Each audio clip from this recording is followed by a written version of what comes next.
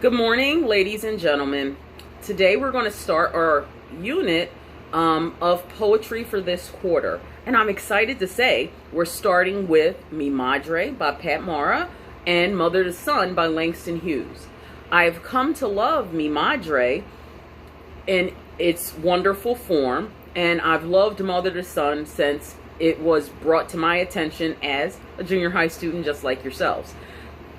The assignment that you're going to have to do after listening to me reading both texts and you having available on Google Classroom both poems at your disposal to look at in written form, you're welcome to take the time right now and pull out the poems so when I get to the recitation, you will have that in front of you. Okay? Your assignment is going to be to write a modeled poem after either Mi Madre or Mother to Son. This assignment has several components, so you may end up using more than one piece of paper to complete this assignment, or more than one Google Doc, or one Google Doc with each component on a different page or different pages, depending on how much you get done for each segment. The first thing you'll need to do is brainstorm some ideas. Think about what both poems have in common, not only to themselves, but to your life and your situation around a mother figure in your life, or some other concepts that come out in the poems. You want to consider the poem's original style, the form, its figurative language use, and the poetic devices, other poetic devices it has in it. Then you want to add some of those same devices into your poem. You want to consider the theme of the original poem and see if you can make your poem have a similar theme. When you're finally done with your brainstorming, your questions, and dealing with figuring out the poem's form and those types of things, you want to start with a new piece of paper or a new Word document to write your poem on that. Mi Madre by Pat Mara. I say feed me. She serves red, prickly pear on a spiked cactus. I say tease me.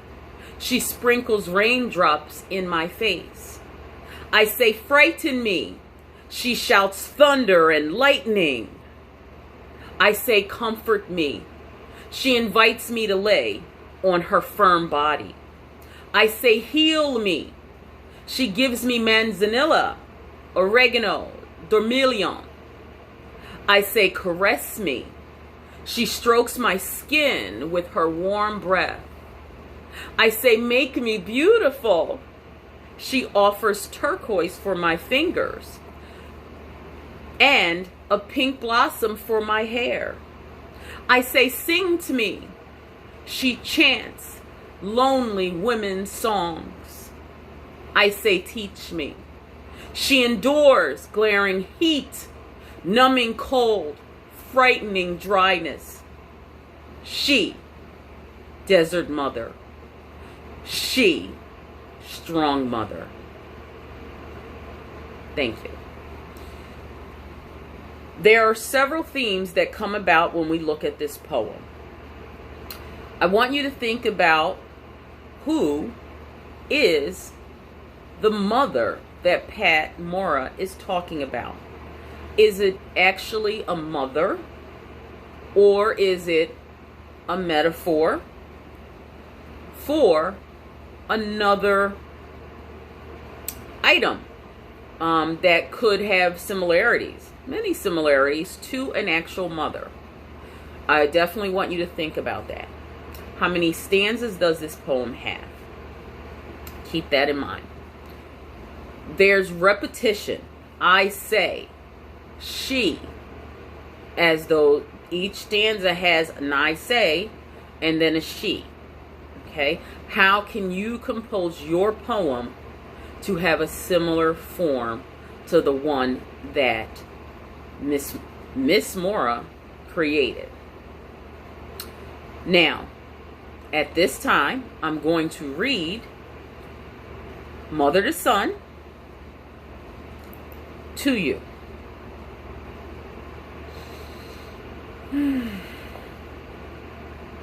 Mother to Son by Langston Hughes. Well, son, I'll tell you. Life for me ain't been no crystal stair. It's had tacks in it, and splinters, and boards torn up, and places with no carpet on the floor. Bare. But all the time, I's been a climbing on, and reaching landings, and turning corners. And sometimes going in the dark, where there ain't been no light. So boy, don't turn your back. Don't you sit down on the steps, because you find it's kind of hard. Don't you fall now, for I's still going, honey. I's still climbing, and life for me ain't been no crystal stair. Thank you.